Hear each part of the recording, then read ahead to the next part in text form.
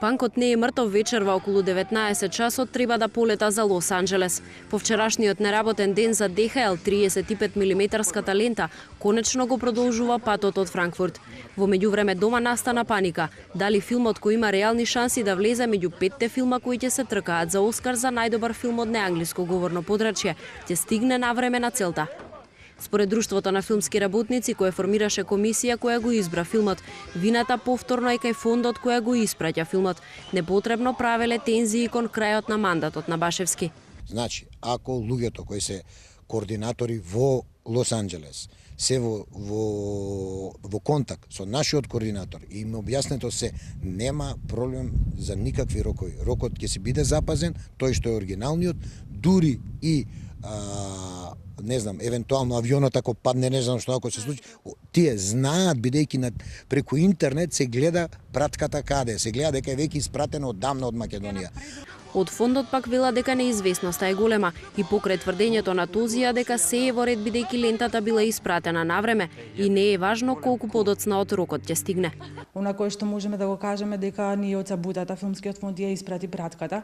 Значи пратката беше подигната од страна на ДХЛ во 10 часот и sada беше проследена и пратена веќе во Франкфурт, стигната во неделата, каде што поради неработен ден или остана на терминалот и sada ќе биде препратена денеска.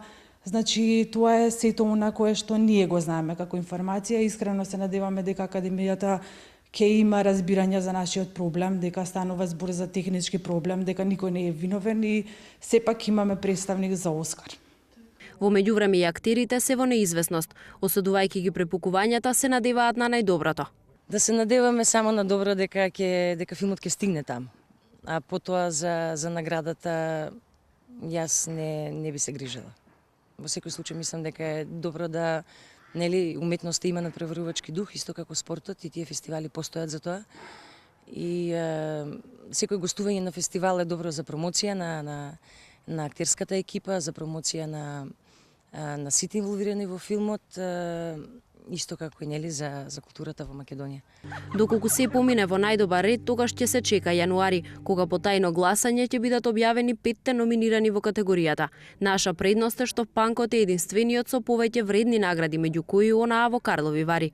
Инаку досега само еден македонски филм добил номинација за Оскар, пред Дождот на Милчо Манчевски во 94-та, но ниту еден го нема освоено.